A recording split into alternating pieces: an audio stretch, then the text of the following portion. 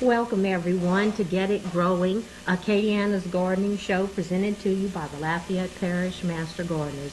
My name is Genee Foley. I'm a Lafayette Parish Master Gardener, and today we're delighted to have with us two guests who are also Master Gardeners and vegetable growers. We're going to be talking today about, we know that many of you out there with great enthusiasm have planted vegetable gardens, and we're going to kind of preview some of the problems that we hope you don't see in your garden, but that you very well might encounter in the coming months. Perry has grown many vegetables, many hot peppers, and we're going to talk about that later. But he's a man who can present you with many answers to some of these problems that you're going to see in your garden. I can give you the answers to the problems because I've had the problems. Right. As has Candy. Candy also has a large vegetable garden, and she's also into vermiculture, which is the growth of worms to use as an addendum to your vegetable garden to promote healthy soil. We have, as we tell you all the time, we recognize these mistakes, and we recognize these problems because we've all had them. It's a continuing learning process, and every year that you plant a vegetable garden is a different gardening year because we're always dealing with Mother Nature. You can do the same thing you did last year and have totally different results, but health is always as close as the LSU Ag Center when you run into a problem that you can't handle. So Perry, tell us some things that we might look for. Well, I wanted to start out by having a stage name. Okay. I'm known as Papa Top at home, or the mean old man on the corner with the beard. No. With one leg. No. But I wanted to be a vegetable top, should be tomato. Okay. And I found out that it's already been taken. Oh, no. Disney took it away from me. Oh, no. But you know what? I got to looking and thinking about it, and all it is a tow truck with buck teeth that could eat corn through a picket fence. So it's not real. So what does it have to do with vegetables? So, and you're real. So, yeah, I'm a real one. It's too bad you can't be Carrot Top. That's taken too. I didn't care for him. You didn't care for him. Okay. So, Tomato, give us your first valuable piece of information. Okay. Tomatoes, peppers, and eggplants are part of the family of nightshade. But what do you mean by nightshade? Nightshade is, from my understanding, that plants in that nighttime that produce above 55 degrees will produce fruit. But then again, I always love tomatoes, I love peppers and all this, but I found out that, first of all, nightshade family are not good for arthritis. They affect the joints. And I said, well, that may be why my hands get all numb and everything in the summertime. But then also, they contain nicotine. I didn't know that. Of course, tobacco will probably be the first. But actually tomatoes and peppers and eggplants, they all actually have traces of nicotine in them. So it's an alkaloid is what makes them also a nightshade. And another thing I hadn't figured out, that an alkaloid, and I thought tomato was acid, so that they balance it out between the fruit and the plant. For bigger minds than us, Okay. to answer that I question. have a question for you, Perry. The cold spell that we had that got below 55, is that going to cause any drop tomatoes or? Blooms will drop below 55 degrees. Okay, so they could be looking for that. Right, and above 90 degrees. And I really think I wondered the same question because I know that, I'm kind of jumping out of your category there, but eggplants too are really sensitive, and cucumbers to the Yeah. cold. So I'm thinking too that you can expect your cucumbers and your eggplants too to really be set back by that last little snap that we Yeah, had. when we're talking like tomatoes right now, then actually we were still talking about peppers, eggplants, Right. and the other nightshade family Right. too, tobacco and all that. But just let everyone beware that it is a common thing for all these plants, not just tomatoes that we're talking about. Well, what are some of the problems? I mean, up until this point, everybody's garden's probably been looking pretty good. You've put in transplants and they've got that spring flush, and you've probably had your first blossoms on your tomatoes and that some water. and you've got some some fruit set, and we finally got some water.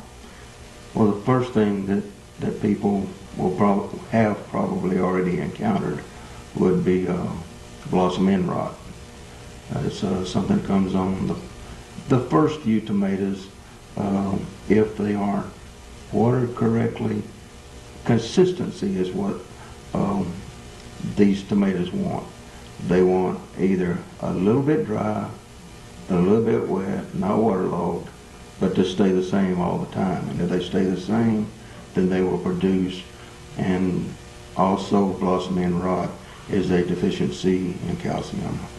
You can get calcium nitrate to help out with this, but eventually it should go away if the water consistency is good. And I just said, should I water during the middle of the day when I see them drooping? You water in the morning time and try not to get water on the leaves. If you can bottom water with a soaker hose or a mist irrigation system that spans out to the bottom of the plant, How do I know I have enough? I mean, you The just don't- plant will tell you. Okay. If it's a healthy plant, then you'll have good results. Yeah. And I try and go by you probably do too, the old 1 inch of water a week. Yeah, well, I look at the temperature, and then I just can Kinda. tell how much I Yeah, have to yeah, water but- for the day, yeah, because I yeah. don't want to water during the middle of the day. But for a beginning gardener, try and explain it a little bit more. How are they going to look at their plant Stick your and know finger that in it's it. water stressed? Oh, Okay? Well, the leaves are going to start turning Right. yellow, but that can be from something other than not watering enough. It can be from fusarium wilt, which the bottom leaves start yellowing, and it gradually works its way to the top of the plant, and then the plant's gone. what causes that? This. It's a virus, and then you just get rid of the plant. Do you mean I have to pull up that plant? You pull up the plant. It will spread to other plants? It comes out of the soil. It's soil-based, and from debris and matter that has been left over from previous gardens. That's why you want to rotate your crops, and they actually want to say that it's going to be every 4 to 5 years before you put it back in the same place. I thought 2, but it's recommended for 4 to 5, which is a little bit more difficult. And if I understand correctly too, when you're pulling diseased matter out of your garden like this is one time, you don't want to put it in a compost pile, correct? There's one of them, I think it's bacterial, that you can, and spotted wilt virus that you can't, because they can come from airborne sources that can go into the soil. I might have that backwards, but I'm not. One of them does and one of them doesn't. How So, can I tell the difference between fusarium and tomato spotted wilt? sometimes it's tough, but tomato spotted wilt, the plant should be turning purple. The leaves should turn purple and have like a LSU color to it. But other than that, it's just, you can see the plant in that is just going to be stunted, and it will just wither on the vine, as you would say.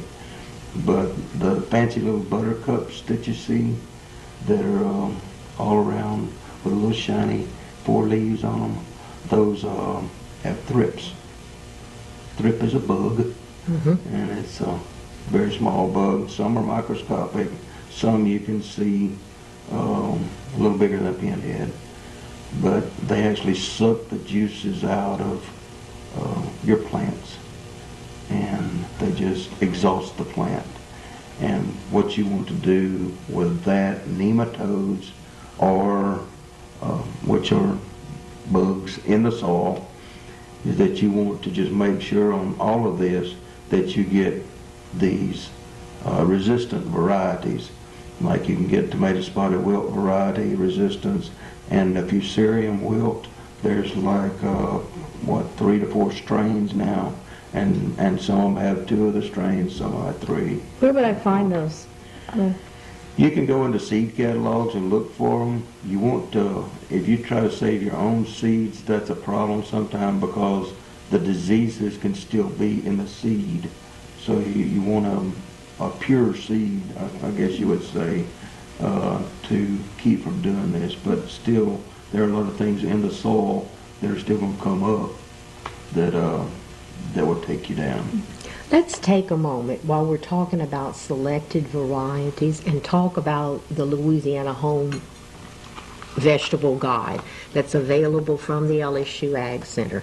This is a wonderful book. I cannot say, enough good things about it.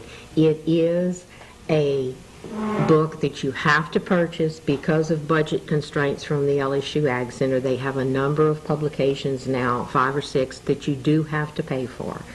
But it gives you a step-by-step guide to vegetable gardening, and there will be a list of probably 12 or 15 varieties that have been developed that are Fusarium wilt and tomato spotted wilt virus resistant, and it's well worth becoming familiar with those varieties. I use this every day. Right. And so does Kathy, who runs our vegetable garden at the demo garden. It is well worth the money. It will, tell you that it's time to do this. But one of the easiest things you can do in vegetable gardening is selecting varieties that have been trialed and have been proven to do well in Southwest Louisiana. I mean, you're eliminating, hopefully, 90% of the problems that you can control by doing a little educating. Well, what if I want to try heirloom tomatoes?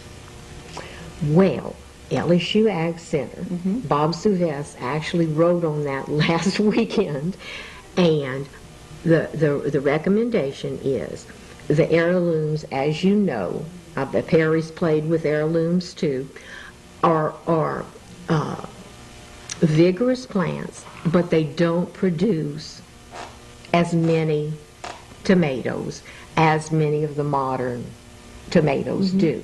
You're making a choice. Right. You're making the choice. None of us, we are growing vegetables for the fun of it, for the fresh taste of it. If we don't want to use pesticides, none of us are commercial growers. So if you want to sacrifice production for the taste, that's your choice. I see sometimes on the packets determinate and indeterminate. What does that mean?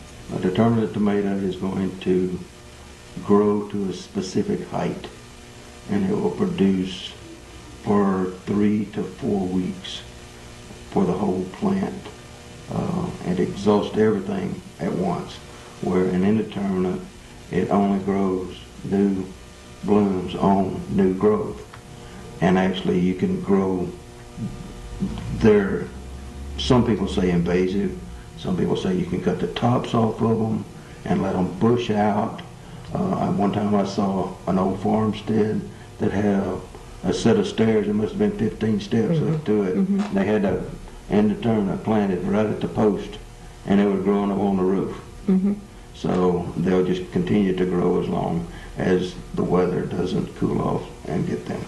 Yeah, I've actually seen them like Perry going up like 8 feet and then I've seen them in over like 8 greenhouses feet. and Yeah. done this, It's kind of fun, really. Yes. Yeah, you know, but that too, it's a choice. I mean, there are so many varieties of tomatoes now. You just have to get some educational material and decide which ones you want to grow. And of course, you can go to your local plant sources too and quiz them. And most of the little plant tags will give you a lot of information Right. too. Well, going back to the indeterminate tomato plants in my greenhouse, I noticed last year when I just was experimenting, I had what they called tomato hornworm. Can you tell them what tomato hornworm is? And Tomato hornworm is a caterpillar that is in the beginning of the season is in the soil, and it goes and makes a pupae and then turns into a moth, and the moth lays 4 to 5 eggs on the underneath sides of tomato plants, and then they set about their business to eat your tomato plant down, and they will eat it to the ground before you find it, even though you know it's there. And if you can get one that's at least 3 inches long, a ½ inch diameter, some people told me they fry up pretty good. do they? I tried to feed them to the fish, but they didn't like them.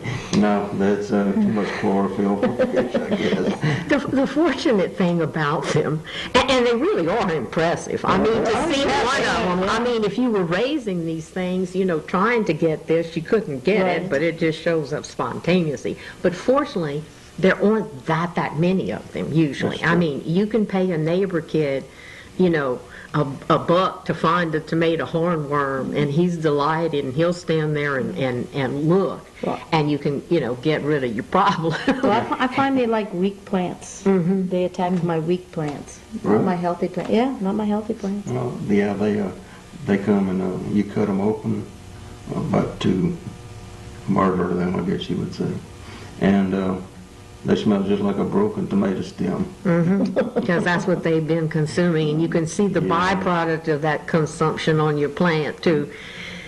But as we were talking about tomatoes and peppers and all being the same, on peppers, all peppers will change colors. People will just wonder, how can I get a red pepper or a yellow pepper or purple pepper or something like that? Most peppers start out to be green, dark green, and then the longer you leave them on the plant, they will get red, green, whatever color. Some start out at different colors. Some start out as white or lime green, and then they change to red. But the ones that do change are costing more in the store because they have to stay on the vine longer or the bush longer, and that way when they stay there longer, they're more susceptible to diseases. But, you know, when I was a kid growing up, you know, I thought back about this when we were told that a second language, you know, would be helpful to us. And I thought, well, you know, I learned, what, Latin? Isn't that what all our plants are written in? I learned Latin when I was a kid because they, when I was 7 or 8 years old, I go play with my friends, and we all had cap guns. So we say, get your caps and come over. So capsicum. So I had actually learned Latin, and I didn't even know it. That's right.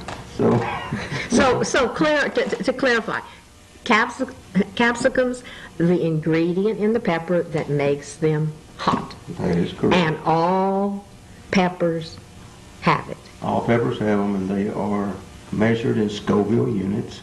A bell pepper having basically 0 Scoville units to a jalapeno having 500, up to a pepper with 1 million.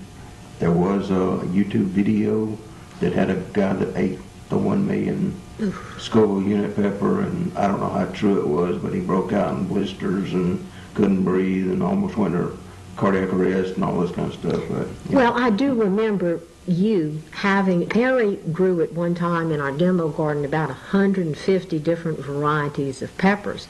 And we had to put signs out repeatedly warning people, these are hot.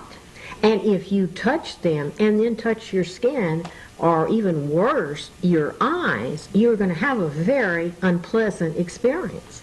It made my hands, my fingers numb, just picking them. Mm-hmm. So we were actually looking to see what varieties would grow best here. Mm-hmm. And some of them grew wonderful, and other ones just looked like a stunted runt from the get-go.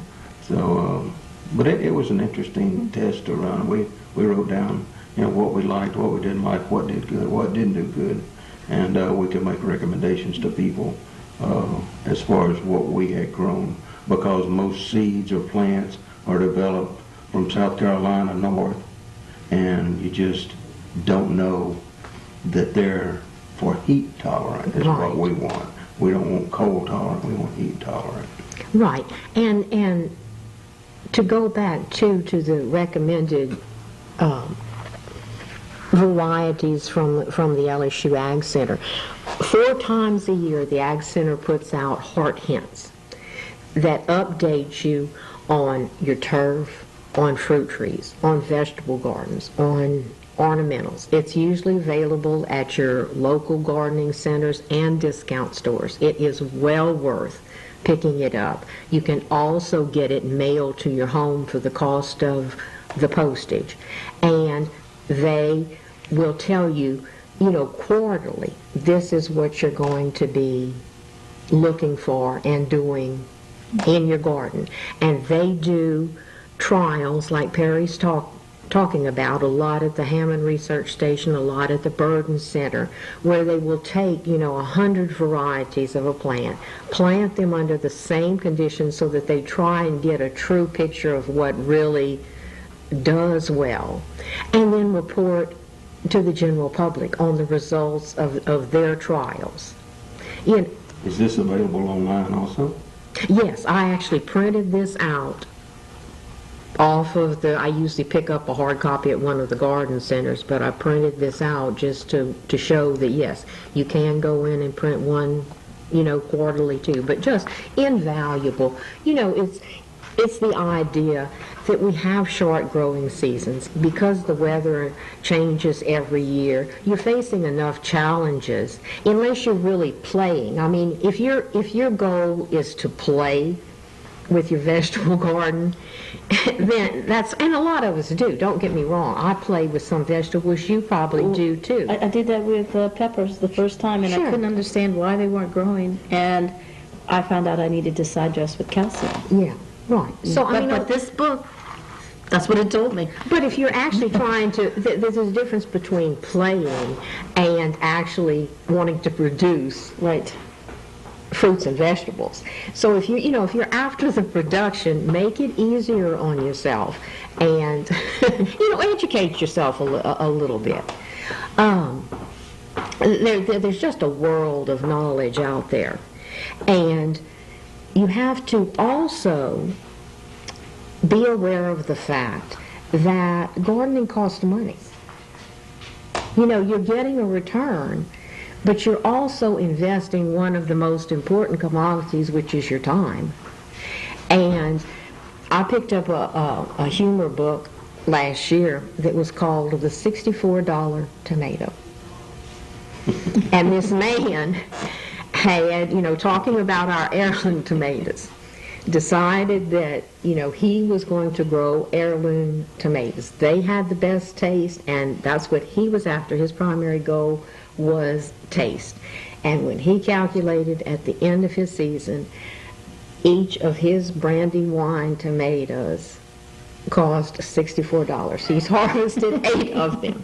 And he built a raised bed, and he fertilized, and he put in a little drip irrigation system, and he had $64 tomatoes. So yeah, we want to have fun, but we also want to use some common sense here, and try to avoid some of the worst trials and tribulations, and actually get to, eat some of the produce from your garden, which is the fun part. It's the freshness. That's right. It's the freshness. Yeah, they have tomato trials that run at the Hammond Research Center and over at the Burton Center too. And they take everybody and they line up all these tomatoes and cut them and little pieces and stuff, and you go by and taste each one of them. And then they have a chart that they keep score on to see which tomato tastes the best. Right. And that's the way we learn of what we can recommend to grow to other people and stuff. So if you had to give people your most valuable vegetable gardening hint, what would it be? Compost and watering. That'd be two. And Candy and I would say, she's shaking her absolutely. head. You're constantly amending those beds. You keep your water supply, constant. You'll learn that by trial and error. And we hope you have a great vegetable harvest.